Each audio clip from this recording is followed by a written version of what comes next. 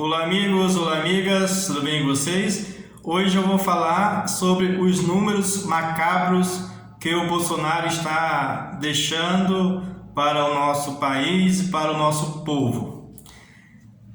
Quando ele completar 2 anos e meio de mandato, o Bolsonaro poderá anunciar que cumpriu uma de suas metas anunciadas no jantar nos Estados Unidos, na capital Washington, em 2019, em março daquele ano. Dizia ele: nós temos que desconstruir muita coisa no Brasil antes de começar a construir.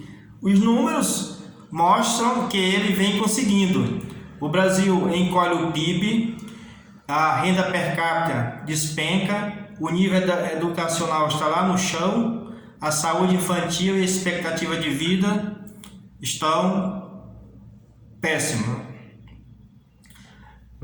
De sexta economia do mundo em 2011, medida como PIB, Produto Interno Bruto, passou para a 12ª, e quando os números de 2021 estiverem prontos, ele passará a ser a 14ª economia. Veja, de sexta economia passou para a 14ª economia, uma queda fenomenal. É evidente que só ele não teve culpa, outros governos também tiveram, de 2015 até agora, até 2021. Mas o que ele tinha falado que ia transformar a economia, ia colocar o Paulo Guedes, ia fazer a economia crescer, não sei o que, gerar milhões e milhões de empregos, isso não se vê. Ao contrário, né? O desemprego aumentando, as pessoas ficando mais pobres, a renda per capita despencando, né? E as pessoas, muitas, vivendo na calamidade, né? Em vez de figurar entre as 10 maiores economias do mundo, o Brasil agora precisa se preocupar com a chegada dos asiáticos e latino-americanos. De repente vai para a 20ª, né? Na situação em que está caminhando, é o que se vislumbra. O nosso país era um país que tinha tudo para almejar ser um país de primeiro mundo, né?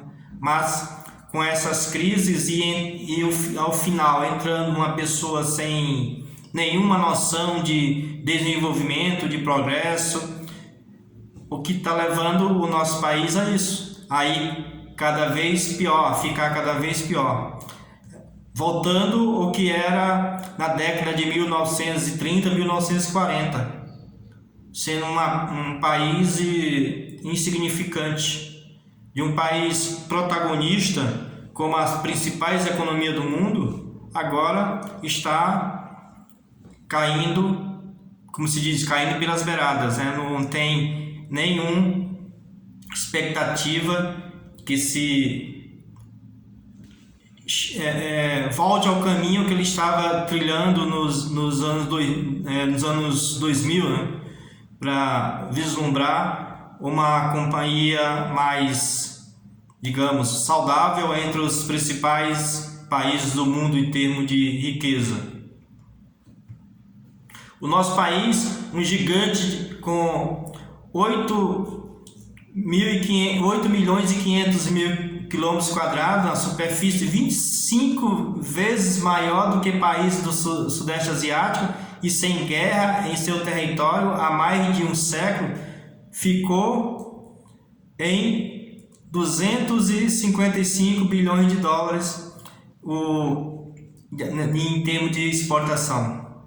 Quanto que um país, como exemplo o Vietnã, exportou em 2019 264 bilhões de dólares, né?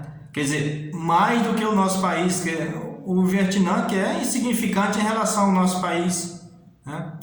E, além disso, a qualidade das nossas exportações pioraram. cada vez mais enviamos produtos primários, né? Ao invés de manufaturados que têm um maior valor agregado, né? Cada vez menos dinheiro por produto, ao invés o que os países desenvolvidos fazem é exportar produtos com maior valor agregado, quer dizer, cada produto que ele exporta tem muito valor, né? E o preço muito mais alto. Ao contrário, o que se faz, que se exporta no Brasil, exporta produtos com baixo valor agregado. Isso diminui a remuneração da produção, né? E, consequentemente, a renda diminui também, né? Os fatores de produção, incluindo a mão de obra, ou seja, os trabalhadores, passam a ter renda menores do que a contraparte em outros países. Isso leva à pobreza do país em relação a outros países. Outro ponto muito negativo: nos últimos 2 anos a floresta amazônica diminuiu 10 mil quilômetros quadrados, área maior do que 7 cidades de São Paulo, pra você ter ideia. É uma calamidade. E o governo propõe reduzir o desmatamento para uma média do período entre 2016 e 2020 para 8.719 quilômetros quadrados, mas ainda é 22% superior ao desmatamento médio dos 4 anos anteriores à posse do Bolsonaro, ou seja, 7,14 quilômetros quadrados entre 2015 e 2018. O nosso país está numa pindaíba. Com a mecanização da agricultura e das exportações de minério, o emprego o emprego na indústria caiu significativamente. O desempenho mais a subutilização, ou seja, o desemprego mais a subutilização da mão de obra, né? No último trimestre, medido pelo IBGE, atingem assustadores 43,2% da população brasileira.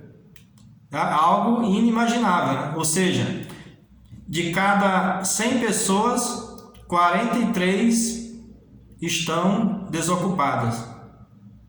É algo impressionante, né? Em vez de encarar o problema, o governo prefere brigar com os números, como fez com o IBGE, com o INPE em 2019, em relação à quantidade de desmatamento, né? Inclusive o diretor do INPE teve que sair, foi mandado embora, né? Foi demitido. A mesma coisa acontece com o IBGE, que inviabiliza a pesquisa e até mesmo o censo. Não foi colocado dinheiro para que se fosse realizado o censo, e no censo é algo muito importante para mostrar o que somos, o que temos, quanto produzimos, quanto ganhamos, né? O que vislumbramos. Isso o governo não fez nenhum esforço para produzir os resultados, os dados, né? Que as pessoas iam em cada casa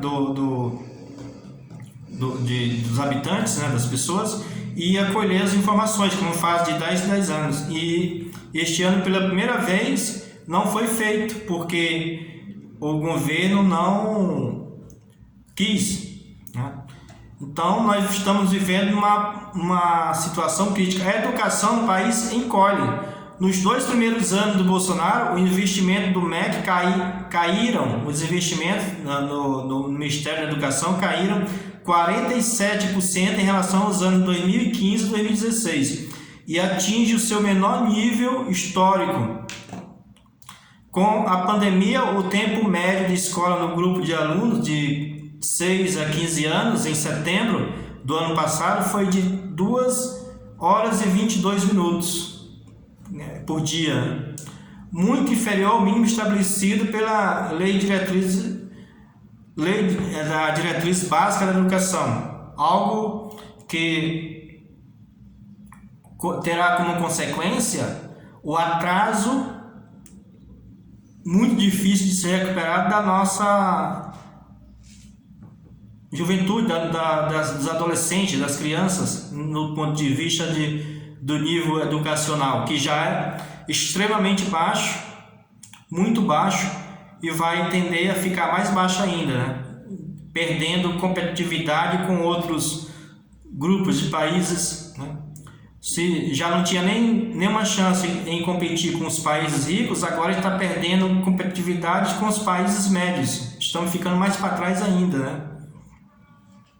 Estamos numa situação muito triste.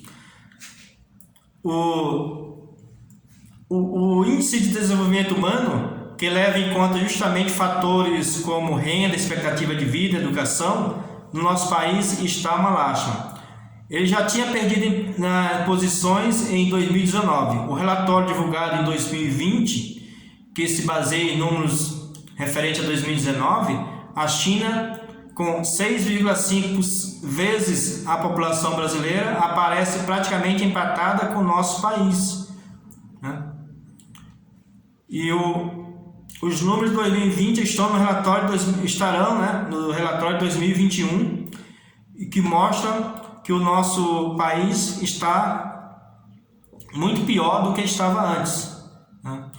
Tendo em vista que o PIB caiu em 2020 4,1%, né? Sendo que o PIB per capita caiu mais ainda, né? Porque a população aumentou, caiu mais de 5%.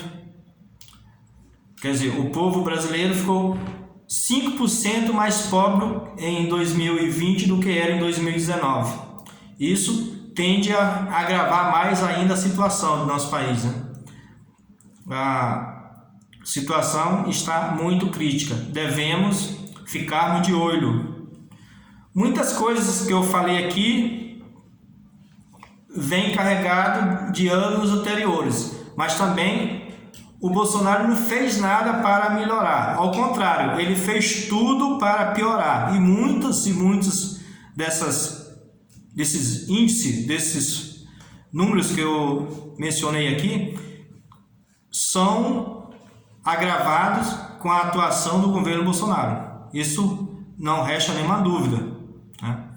Então, deveríamos ter um presidente que olhasse para isso, para os números do nosso país, vislumbrasse um país mais forte, um país com maior vigor, um país com maior crescimento, um país com maior nível de conhecimento, com maior nível de educação. Isso é que devemos esperar de um presidente, né?